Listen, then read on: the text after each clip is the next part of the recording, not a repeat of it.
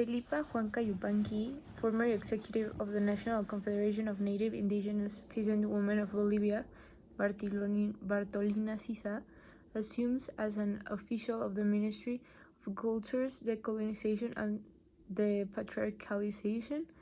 In 2014, Rafael Quispe filed a lawsuit against the former executive for having allegedly been involved in the millionaire embezzlement of the indigenous fund. And then on 2019, if I'm not wrong, Felipa Juanca Yupanqui filed a lawsuit against Rafael Quispe for defamation.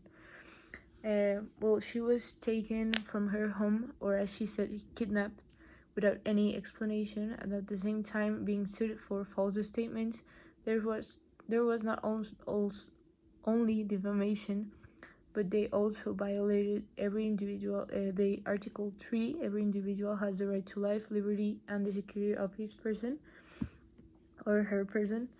Article 9, no one shall be subjected to arbitrary arrest, detention, or exile.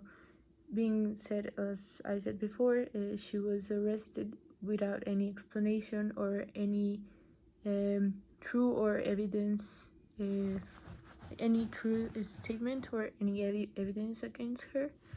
So yeah, just claims from Rafael Quispe, I'm sorry. Well, this woman, or Felipa, represents both her gender and indigenous people or groups, promoting decolonization and depatriarchalization, being part of two groups of minorities as well as the oppressed, but uses this to her advantage by showing that these characteristics not make her like minority or less. This characteristic makes her stronger.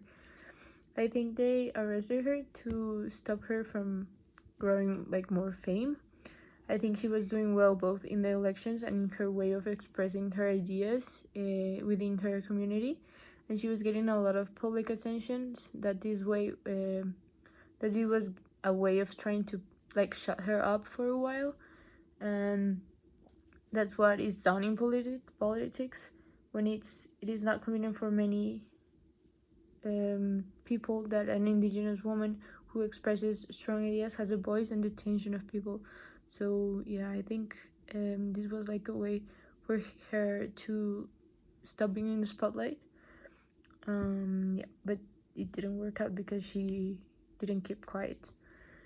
And well, lastly, I think that diversity is important in this case, since seeing a representative of a woman and indigenous groups, as I said, makes people relate more to these figures, since they feel this empathy and connection that someone is experiencing the same problems as them, as inequalities and difficulties that arise in the day-to-day of the society.